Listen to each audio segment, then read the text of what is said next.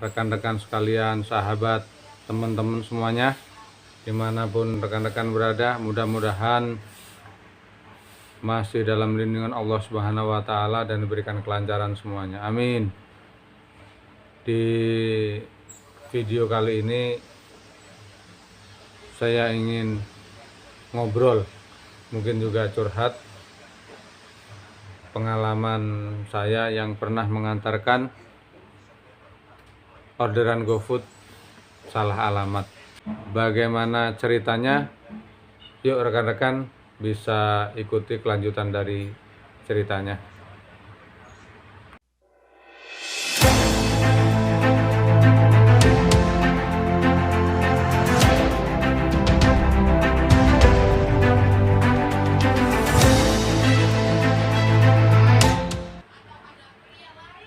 Jadi saya pengen cerita teman-teman, kejadian yang pernah saya alami mengantarkan orderan GoFood tidak sampai kepada penerimanya. Jadi cerita awalnya saya mendapatkan notifikasi orderan masuk. Seperti biasanya langsung saya terima, lalu saya konfirmasi untuk alamat pengantaran dan pesanannya. Setelah saya konfirmasi, belum ada balasan ya dari customer. Tetapi setelah saya lihat di situ biayanya pembayarannya menggunakan GoPay ya. GoPay itu adalah dompet elektronik ya teman-teman ya. Seperti pembayaran langsung gitu, dan seperti antar ATM gitu. Nah, karena pembayarannya melalui GoPay, orderan tersebut langsung saya eksekusi menuju ke restoran yang dituju. Saya sampai di situ langsung saya pick up. Sampai orderan selesai di restorannya, tinggal pengantaran, itu konfirmasi yang saya berikan di awal itu tidak dapat balasan ya dari customer. Tetapi karena memang di situ alamatnya jelas, titik antarnya jelas, orderan tersebut langsung saya antarkan ke alamat yang tertera di aplikasi. Sampai di lokasi customer ya, di tempat customer itu langsung disambut ya, maksudnya langsung diambil oleh penghuni rumah. Karena saya sampai di situ rumah kondisi rame ya, jadi langsung saya antarkan ke situ alamatnya tanpa menaruh rasa curiga. Karena pada saat saya sampai di situ langsung disambut ya, diambil orderan tersebut. Langsung saya pick up selesai. Nah teman-teman, setelah di pick up selesai itu saya langsung menuju motor kembali untuk kembali ke base camp ya. Nah pada saat sampai di motor itu ada notifikasi orderan masuk lagi gitu. Jadi seperti biasanya langsung saya konfirmasi, langsung saya menuju ke restorannya, langsung saya pick up. Nah, setelah selesai kembali orderan tersebut, saya selesaikan, saya membaca notifikasi masuk di aplikasi chat itu yang ada di aplikasi, kalau Gojek kan ada ya, aplikasi buat chat customer itu. Ada pertanyaan, Pak, makanan saya kok belum sampai ya, emang diantar kemana? Wah, saya kaget itu teman-teman. Ternyata makanan yang saya antar sebelumnya itu ternyata tidak sampai ke customer yang mengorder makanan tersebut. Saya curiga, ternyata biasa ya kalau di perumahan agak kelas-kelas elit itu biasanya yang genap-genap, yang ganjil-ganjil gitu. Nah itu yang saya antar itu nomornya nomor 33, nomor rumahnya. Nah orang yang order makanan tersebut sebenarnya nomornya di nomor rumahnya nomor 35 gitu. Ternyata hanya bersebelahan. Biasalah kalau rumah-rumah elit kan yang ganjil-ganjil, yang genap-genap gitu. Ternyata memang pas titiknya di nomor 33, alamatnya ya nomor 33.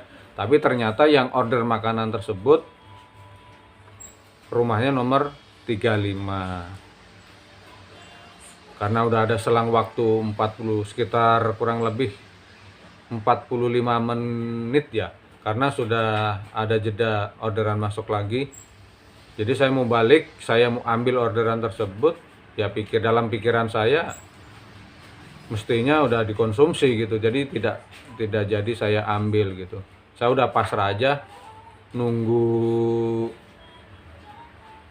apa ya? Nunggu konfirmasi dari kantor. Biasanya customer itu kalau merasa tidak nyaman dengan pelayanan driver ya biasanya langsung telepon kantor sih, merasa tidak puas gitu, laporan langsung langsung membuat laporan. Tapi setelah saya tunggu sampai sore hari, ternyata kantor tidak ada menelpon saya gitu. Ya alhamdulillah sih, terima kasih. Dan ternyata setelah saya baca di aplikasi penilaian, customer tersebut merasa bersalah gitu. Kenapa merasa bersalah? Karena yang ditulis di aplikasi tersebut, di aplikasi Gojek tersebut ya, ditulis nomor rumahnya memang salah, bener di nomor 33, tetapi yang aslinya nomornya 35 gitu. Pada saat customer tersebut membuat pesanan, setelah aplikasi tersebut dipesan gitu, ternyata langsung ditinggal tidur gitu. Jadi tidak dikonfirmasi ulang baik pesanan maupun alamatnya, teman-teman. Nah, setelah sampai di situ ya sudah ya, saya anggap clear semuanya karena customer tersebut juga sudah mengakui kesalahannya.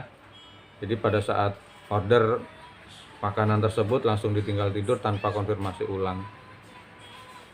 Nah, buat teman-teman ya sekalian, khususnya teman-teman seprofesi, mohon kiranya kalau seandainya mendapatkan orderan yang pengantarannya di perumahan gitu, saya sarankan untuk dikonfirmasi ulang ya, agar tidak terjadi kesalahan pengantaran gitu. Sehebat apapun, sebenar apapun kita, terkadang kalau customernya itu punya karakter agak sensitif, biasanya langsung membuat laporan kepada kantor bahwa pelayanan kita yang tidak memuaskan gitu. Itu saran saya buat rekan-rekan seprofesi ya. Jadi untuk menghindari suspend, karena pernah kejadian juga teman sebelumnya mirip-mirip lah kejadiannya seperti itu, dapat suspend kurang lebih 1 minggu offbeat gitu. Jadi itu ya saran saya buat rekan-rekan. Buat selanjutnya buat bapak, ibu, kakak, om, tante yang biasa order makanan ya, pada saat Anda mengorder makanan, mohon dicek ulang ya, baik alamat maupun pesanannya, agar tidak terjadi kesalahpahaman baik kepada driver maupun restorannya gitu.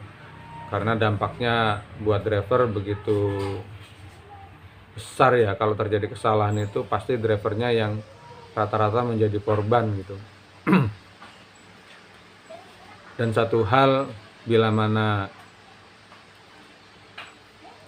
bapak ibu tidak merasa order makanan lalu ada yang mengantarkan makanan ke rumah bapak atau ibu atau om, tante, buat saudara-saudara sekalian, mohon untuk tidak diterima seandainya ada driver datang nih Bapak Ibu tidak merasa order gitu, ada yang mengantarkan makanan, ya mohon untuk tidak diterima karena itu bukan haknya ibu, tante, om gitu kan. Jadi mohon kearifannya, seandainya itu bukan orderan dari bapak-bapak atau ibu atau tante, om, kakak, ya jangan diterima lah ya. Kasihan nanti drivernya. Itu bukan hak Anda, nanti justru driver yang akan menjadi korban gitu. Mungkin hanya itu ya rekan-rekan.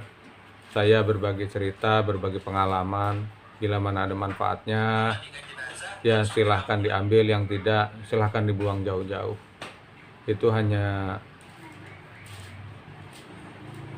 berbagi cerita pengalaman agar tidak terjadi lagi buat rekan-rekan atau buat diri saya juga gitu. Tapi setelah kejadian itu, saya juga pertama kali yang saya lakukan adalah konfirmasi ulang alamat pengantaran maupun pesanan.